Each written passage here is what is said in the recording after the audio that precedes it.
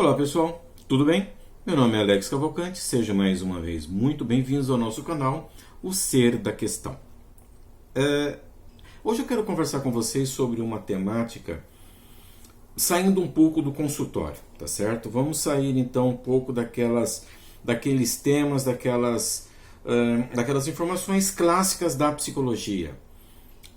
Nomes de doença, nomes de transtorno, o que fazer com isso, o que fazer com aquilo. Vamos dar uma pausa. Porque a psicologia ela não existe apenas no caráter clínico. A psicologia ela é muito mais ampla do que se possa imaginar. Futuramente eu vou conversar, nós vamos conversar, na verdade, sobre esse campo da psicologia. Esses vídeos serão voltados para o público geral, mas também muito interessantes, ou de repente até muito mais interessantes, para os nossos futuros colegas da psicologia, os estudantes, os graduandos em psicologia. Hoje eu quero falar um pouquinho do campo da psicologia jurídica. Para quem não sabe ainda, eu sou pós-graduado em psicologia jurídica forense. Então, além das minhas atividades na psicologia clínica, também desenvolvo atividades junto à psicologia jurídica. Não vou entrar no campo da psicologia jurídica propriamente dito. Apenas em dos pontos que a psicologia trabalha, atua. A questão da adoção. Vamos começar a falar hoje sobre essa questão da adoção.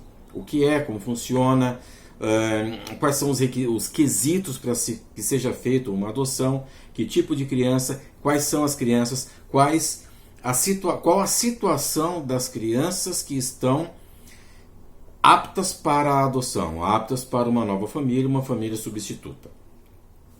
Antes disso, antes da adoção propriamente dito, de todo o processo de adoção, eu quero com o vídeo de hoje, tentar responder uma questão que é bastante comum. O que é abrigo?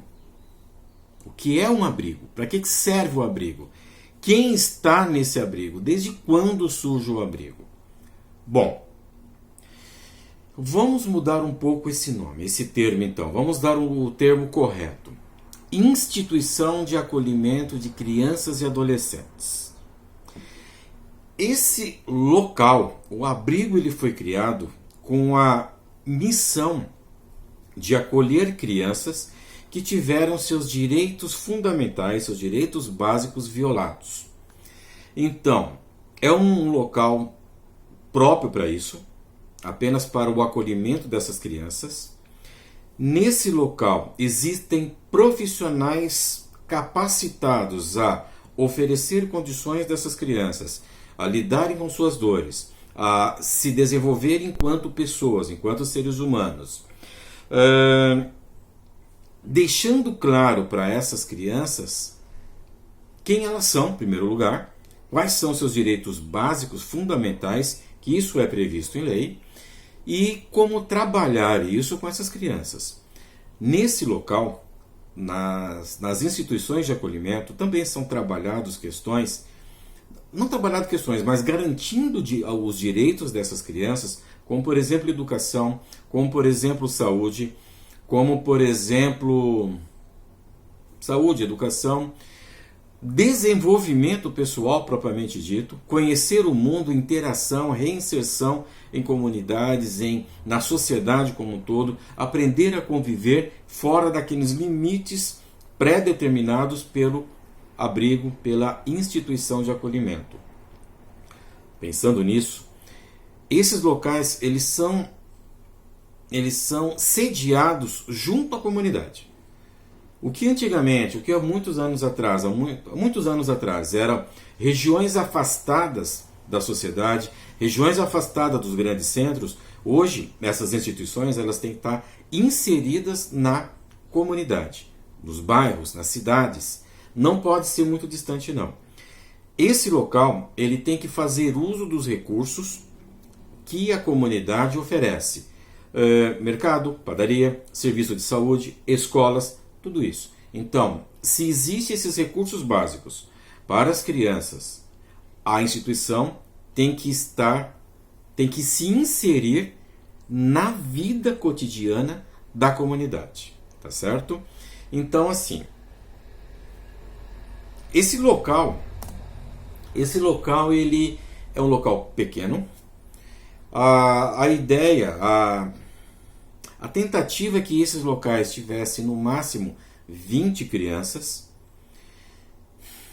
Muitas situações existe um número muito maior de crianças, mas a ideia é que fique no máximo em 20 crianças. Por que isso? Com 20 crianças, a equipe, os funcionários, as pessoas que trabalham nesse local, os profissionais que desenvolvem suas atividades nesse local, vão poder oferecer uma atenção especial a cada criança. Identificar a demanda, a necessidade de cada criança e, dentro dessa demanda, tentar, de uma maneira mais individualizada, satisfazer as suas necessidades, suprindo essas demandas que elas trazem da vida. Elas trazem do mundo fora instituição. Legal. Outra questão que é muito importante também, para que fique muito claro, é que é muito comum acontecer grupos de irmãos serem acolhidos na mesma instituição. Na verdade, serem acolhidos. É previsto em lei que não haja essa separação desses grupos. Pensando sempre na questão de família. Pensando sempre na questão da integração familiar. A ideia não é que as crianças vão para lá e fiquem para o resto da vida. Não. É em caráter excepcional, caráter temporário, porque a ideia é que essas crianças fiquem nessa instituição, conforme previsto em lei, num período máximo de 18 meses.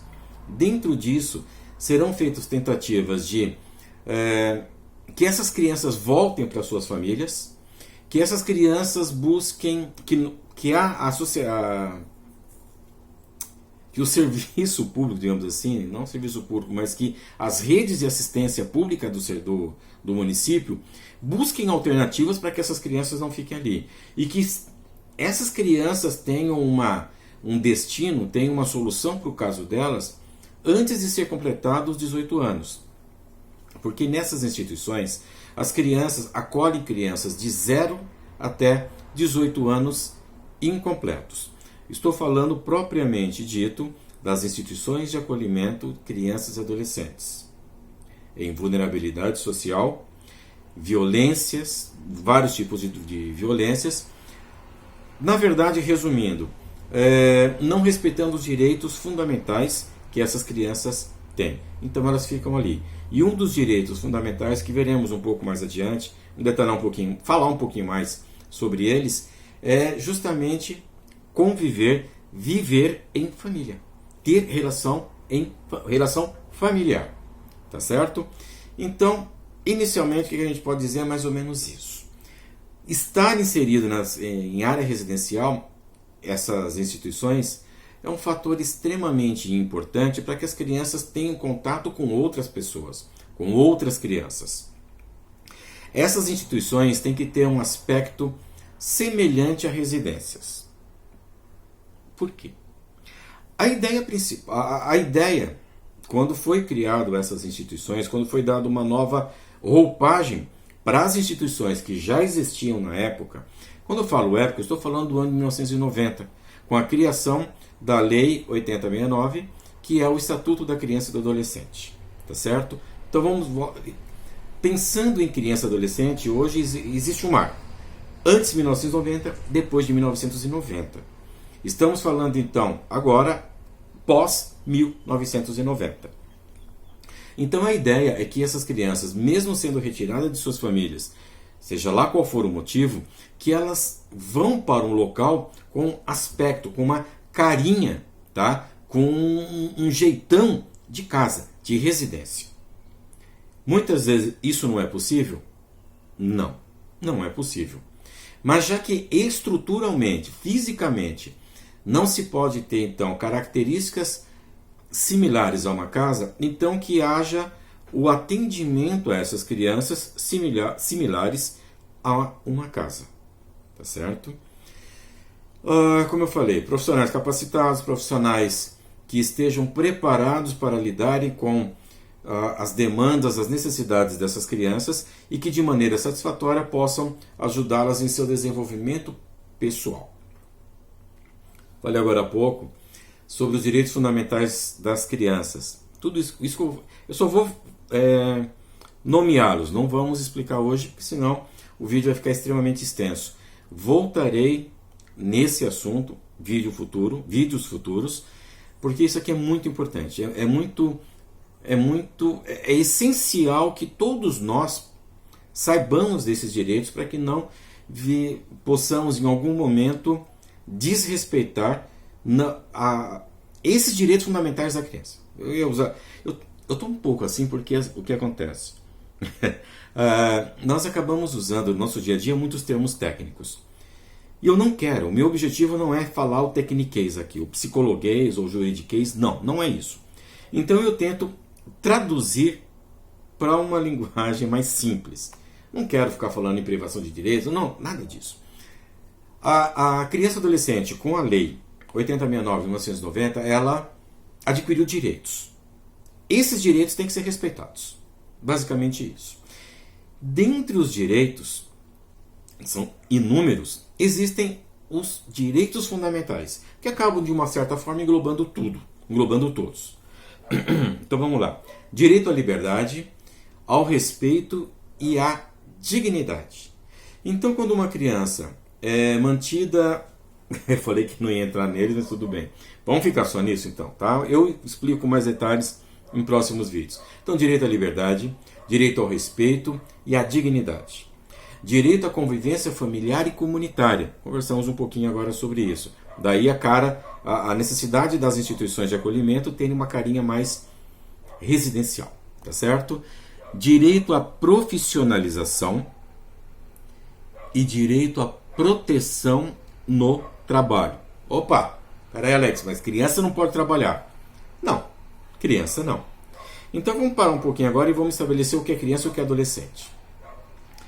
Criança, toda pessoa no Brasil que tem idades entre 0 e 12 anos incompletos. Adolescentes, qualquer brasileiro que tenha de 12 anos a 18 anos incompletos. Perfeito? Criança até 12, adolescentes 12 a 18. Então existem alguns programas de inserção no mercado de trabalho desses adolescentes, desses jovens, são diversos, que possibilitam então o início de uma profissionalização. Então esse direito à proteção no trabalho, justamente nisso, porque um dos programas que tem voltados para esse jovem é justamente o jovem aprendiz. Então o adolescente, se não me falha a memória, a partir dos 15 anos de idade, 16 anos, ele tem condições... Vamos deixar a idade de lado que me deu branco agora. Mas o adolescente então tem condições de ser contratado por uma empresa dentro desse programa, Jovem Aprendiz, onde ele, claro, vai desenvolver uma atividade profissional, porém o objetivo é muito mais de ensiná-lo.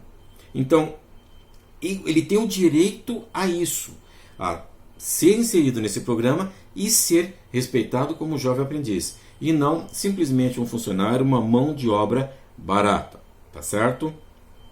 Outro direito fundamental, educação, cultura, esporte e lazer. Precisa falar muito sobre isso.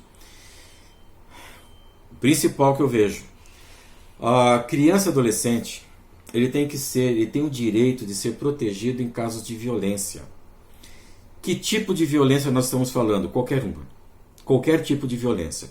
Estamos falando da violência física, estamos falando da violência psicológica, estamos falando da violência moral, estamos também falando sim da violência sexual, estamos também falando da sociência, ótimo, da violência estrutural, que implica em uma violência social muito grande que algumas dessas crianças, desses grupos de crianças acabam sendo vítimas diariamente. Só um detalhe, gente. Quando se fala em direitos das crianças e adolescentes, quem não garante esses direitos, quem não respeita esses direitos, essa pessoa pode ser inserida em algum tipo de crime.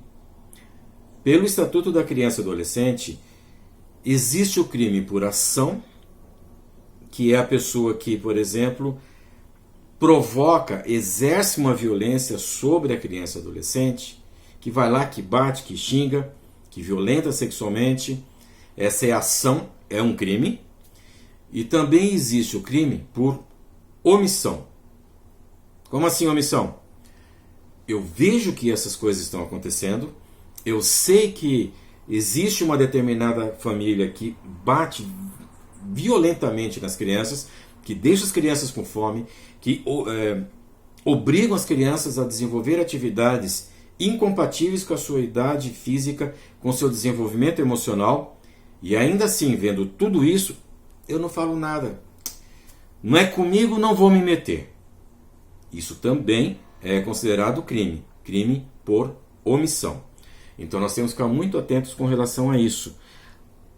Fazer e deixar fazer também é crime. Pensando no ECA, ainda, sempre, na verdade, bom, não vou entrar em tecniquez. Existem algumas medidas de proteção que a lei protege, que é previsto em lei que essas crianças e adolescentes sejam protegidos. Existem várias também. Basicamente, o que eu posso dizer é o seguinte: fazer valer os direitos dessas crianças, respeitar então os direitos que essas crianças adquiriu em decorrência do ECA, após o ECA, Estatuto da Criança e do Adolescente, já estamos dando a elas proteção. Só que muitas vezes na sociedade isso não acontece. Então, existem as medidas, as obrigatoriedades de proteger essa criança. Os abrigos são instituições de proteção. Os abrigos estão inseridos, as instituições de acolhimento de criança e adolescente, elas estão inseridas nessas medidas de proteção, que vão proteger as crianças, proteger essas crianças então contra violências, todas, sobre alimentação, sobre a saúde, sobre esporte, convivência familiar, desenvolvimento ou inserção em sociedade, em comunidade, viver em comunidade. O abrigo, então, existe para que o direito dessas crianças sejam respeitados, certo? Uma coisa muito grande, muito importante, que eu quero salientar aqui, é a privacidade das crianças. É um direito que tem também, dentre aqueles inúmeros que eu citei, que eu falei que existe, eu não citei, tem a privacidade. Tanto que todo processo, quando existe um adolescente, quando existe uma criança envolvida, ele corre em segredo de justiça. Então, nada referente à vida daquela criança, à privacidade, ao que aconteceu com aquela criança, pode sair da esfera do judiciário e dentro da esfera das políticas públicas que protegem, que acolhem esta criança. Políticas públicas. Guardem bem esse termo, que daqui a pouquinho vamos falar de novo sobre isso daí, sobre ele. Então, desenvolver autonomia também está dentro dessas medidas de proteção. Respeitar a individualização dessa pessoa, dessa criança, desse adolescente. Não tratar uma criança adolescente como... Essa criança não pode ser tratada nessas instituições como um depósito de gente. Basicamente é isso. Que era o que acontecia anteriormente, eu vou correr um pouquinho porque eu não quero estender muito, que era o que acontecia anteriormente, anterior ao Estatuto da Criança e do Adolescente, com as famosas FEBEMs. É uma outra dúvida que as pessoas também têm. Tá, então eu posso adotar um criminoso, eu posso estar me aproximando de um bandido. Em primeiro lugar, criança e adolescente não é bandido. Criança e adolescente é criança e adolescente. Se cometeu alguma coisa que é contra a lei, então é um adolescente em conflito com a lei. Inclusive o termo menor hoje é tratado como algo pejorativo. Por quê? Antes do ECA, antes de 1990, todas as leis que foram criadas em função das crianças e adolescentes sempre eram voltadas para os adolescentes menor infrator, o menor abandonado, o menor isso, o menor aquilo. Então assumiu uma característica, assumiu um caráter negativo quando se fala o termo menor. Então hoje é criança e adolescente. Ah, mas o adolescente quebrou uma vidraça, então é um adolescente em conflito com a lei. Esse adolescente em conflito com a lei, ele vai também existem medidas para ele, que são chamadas de medidas socioeducativas. É em outro local. Na antiga FEBEM, todas as crianças ficavam juntas.